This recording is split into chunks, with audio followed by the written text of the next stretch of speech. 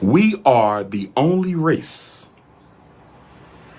that will allow its members to sabotage and destroy its progress over petty differences, jealousies, and envy.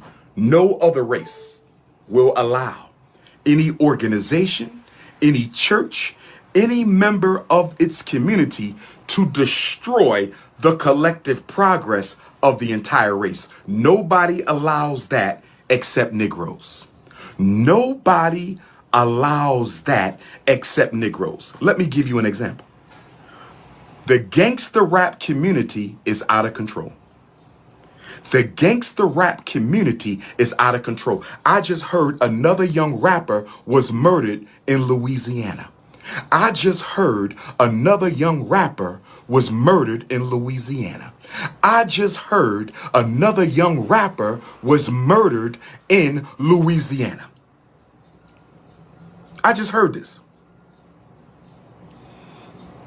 And I'm trying to understand why the elders in the hip hop community don't put no law and order to these hip hop streets. I'm trying to understand why the black community doesn't impose law and order on the gangster rap community. I don't understand this. I do not understand. Actually, I do, self-hate. But I need you to understand we're the only race that will allow its children to destroy the whole race. We will let the black bourgeoisie destroy the whole race. We'll let the black feminists destroy the whole race. We'll let the manosphere destroy the whole race. We'll let the rainbow gangers destroy the whole race. We'll let the anti-Africans destroy the whole race. We're the only race of people that destructs from within. If you want the Chinese to go away, you're going to have to defeat the Chinese. They're not going to defeat themselves. If you want the Arabs to go away, you got to defeat the Arabs. They're not going to defeat themselves. If you want the European Jews to go away, you're going to have to defeat the European Jews. They're not going to self-destruct. If you want the Anglo-Saxons, if you want the British, if you want the Mexicans to go away, you're going to have to defeat them. They're not going to self-destruct. Nobody has to defeat African people. We're doing a good enough job ourselves. No one has to defeat African people. We're doing a good enough job ourselves. No one has to defeat African people. We are doing a good enough job on our own. Number two, we are the only race in the country, the only one, who believes that the government should solve all of its major problems. Nobody else believes this but Negroes. $2 trillion. $2 trillion of buying power. And we want to sit around and wait for a reparations check. I support reparations. I support reparations. I believe in reparations.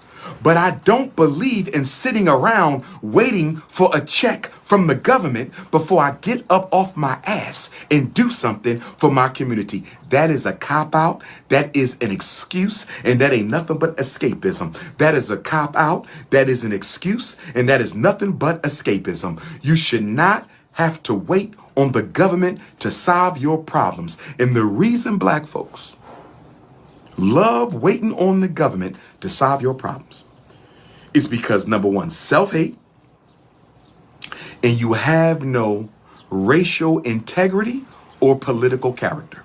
We as a race have very little racial integrity, very little racial character. As one brother called it, a racial ego. Black people don't have a racial ego.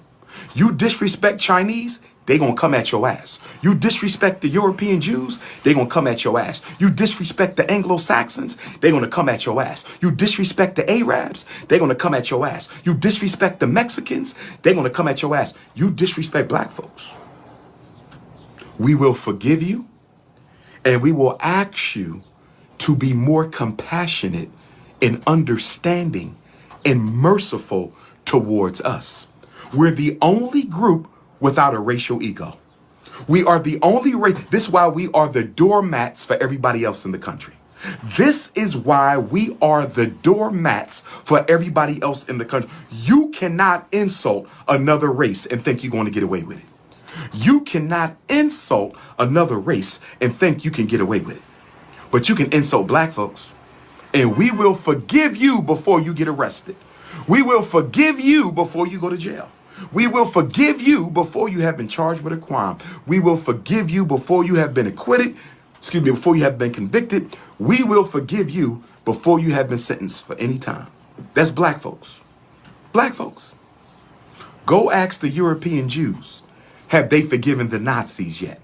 Go ask the European Jews if they have forgiven the Nazis yet.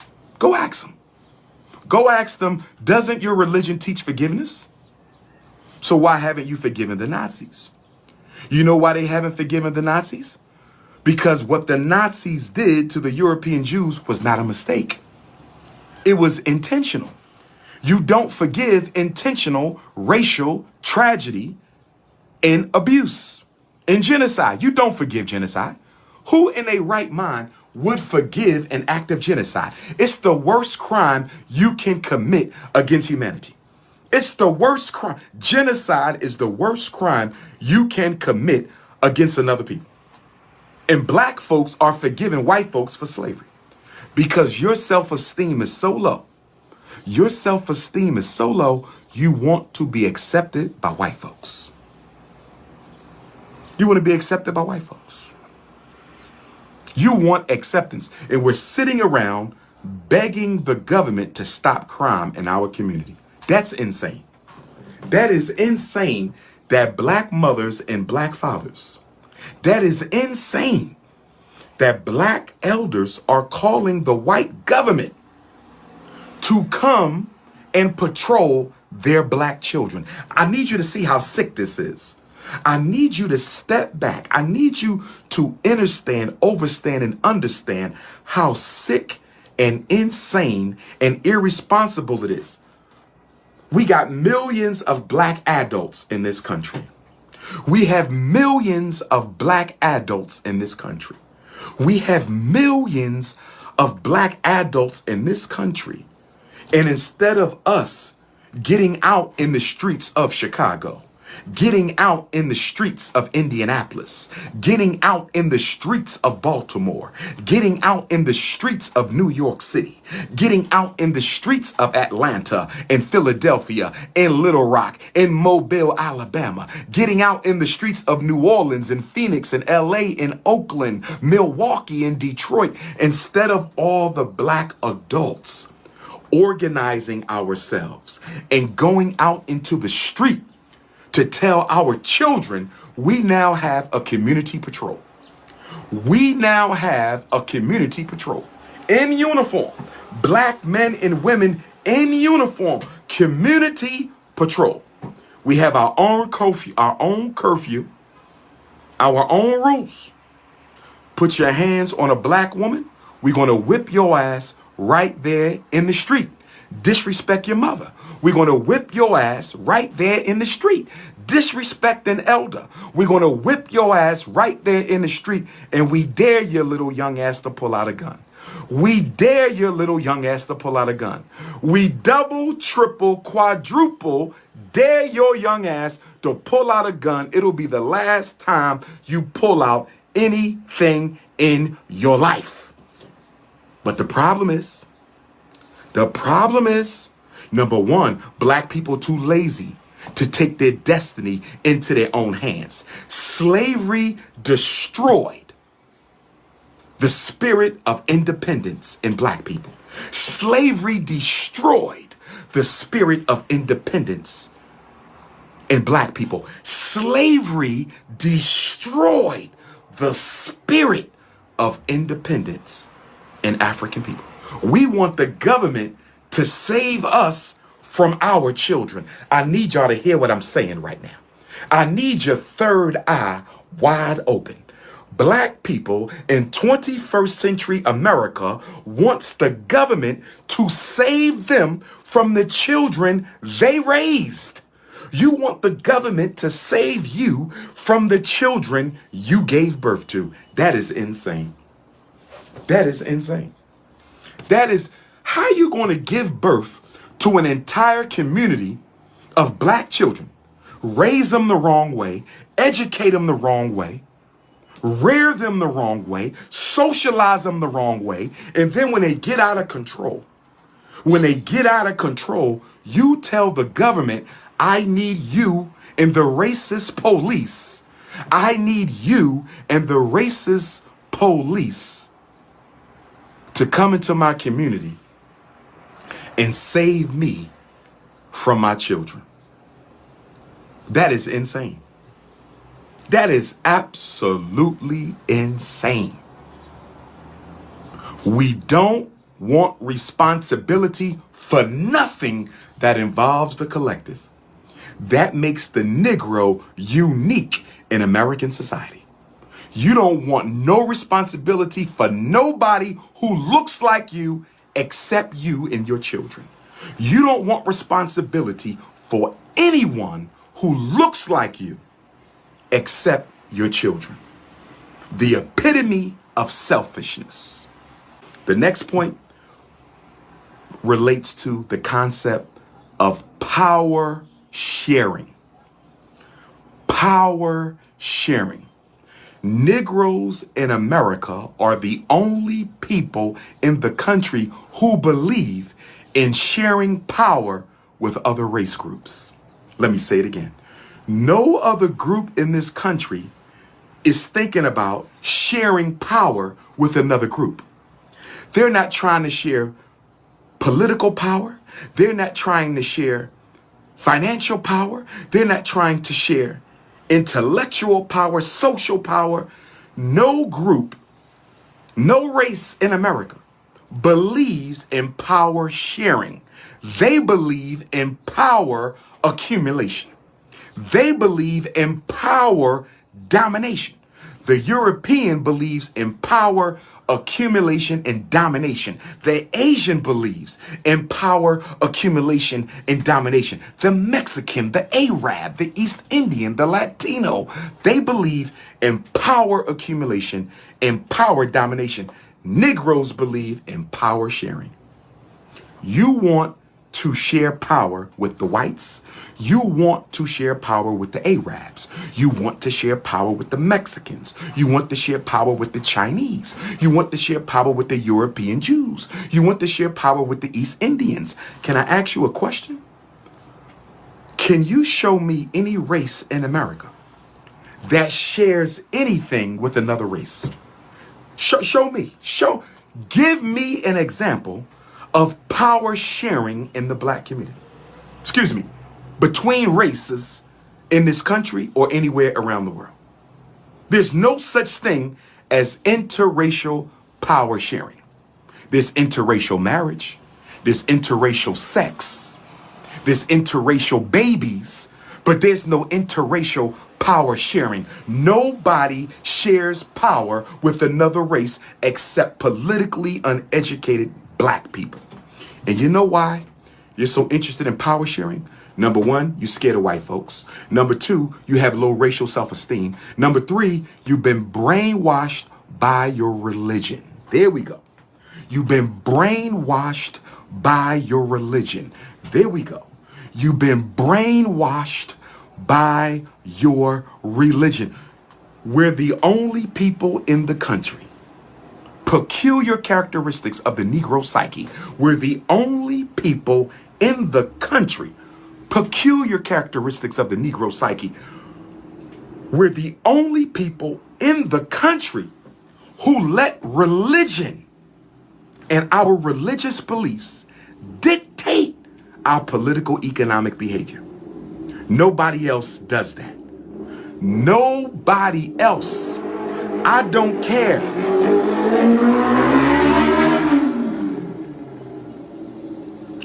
I don't care what the white man's Bible says about being a brother to every Christian. They don't follow that when it comes time to accumulate power. I don't care what the Arab's Quran says about being a brother to humanity. They don't practice that when it comes time for power domination. I don't care what the European Jews' Torah says about being a brother to humanity. They don't practice that when it comes to power domination and accumulation.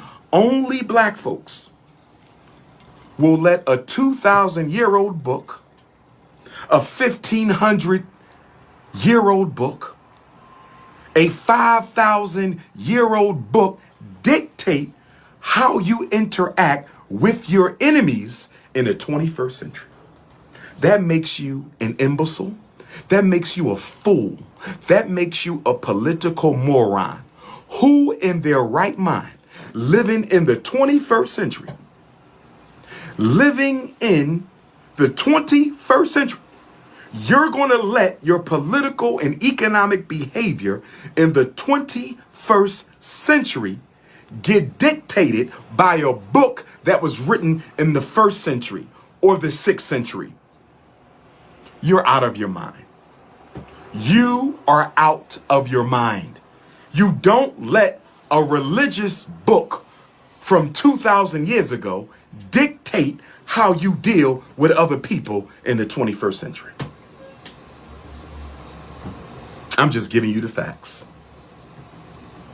If you don't like the message of Pan-Africanism, hop off the live. If you don't like the message of Pan-Africanism, hop off the live. See, I don't watch nobody else's lives because ain't nobody talking about nothing I want to hear. I go live to educate. I don't go live to talk about people's personal business. I don't go live to try to character assassinate nobody. I don't go live to talk about sports. I don't go live to talk about rap. I don't go live to talk about celebrity gossip. I go live to raise the consciousness of African people. Stop letting your religion rule your political and economic decisions. If you need the Bible and the Quran to give you permission to fight for black people, you deserve to be taken advantage of. If you need a religious book to give you permission to fight for your people, you deserve to be taken advantage of. Religion over race. Religion before race. Religion instead of race. See, this is one of the things that made Mr. Garvey so great. This is one of the things that made Marcus Mosiah, the most honorable Marcus Mosiah Garvey, the greatest black leader of the 20th century and the greatest human organizer ever. He was the only leader after slavery. He was the only leader after slavery who organized us with an African consciousness. Marcus Garvey is the only mass leader post-slavery in America to organize us with an African consciousness. Everybody after Garvey brought you a damn church and a religion. Everybody did. Every last one of the post-Garvey copycat leaders, every last one of the post-Garvey copycat leaders, every last one of the post-Garvey copycat leaders brought you a damn religion and took you away from African consciousness. Every last one. And we've been practicing religion over race ever since. And we've been talking religion over race. I'm not against your religion. Revolutionary Pan-African nationalism, we believe in freedom of religion. Revolutionary Pan-African nationalism, we believe in freedom of religion. But if your religion doesn't allow you to be black, if your religion doesn't allow you to prioritize your people's liberation, if you tell me, Dr. Umar, my religion does not allow me to be part of a black liberation struggle, then your religion is an enemy of African people. If your religion does not allow you to fight for African liberation, then your religion is an enemy of African people. We are the only group in this country who believes in religion over race, and that is why we are where we are. Nobody else puts religion over race but Negroes. Nobody. Show me a group that practices religion over race. I want to see this. Show me one. Anywhere in the country. Show me one. You can't find it. You can't find it. And do you know why everybody is race first except Negroes? Do you know why everybody is race first? Because the most organic, the most natural, the most pure, the most essential, the most undiluted thing you have that you belong to is your race. Nothing is more basic than your race. The only group you can never get out of is your race. The only group you can never change is your race. You could change your fraternity. You can change your sorority. You can change your lodge. You can change your religion. You can change your profession. You can change your language. You can change your nationality. You can't change your race. You can't change your race. And so that is why the most honorable Marcus Messiah Garvey said, we must learn to practice race first. We must learn to put race over religion. That's why we say African family first. AFF. African family first. I have nothing against no other group. You shall have nothing against no other group. But in all things political, in all things intellectual, in all things economic, in all things social, in all things spiritual, I will put my people's agenda and concerns and issues above those of any other group. No other group has ever fought for black people. They have only fought for individuals of black people. I'm going to say it again. Understand, overstand, and understand me. No other race has ever fought to elevate African people as a race. They might have fought for certain black groups. They might have fought for certain black individuals. They have never fought to elevate us as a race. They never have, and they never will.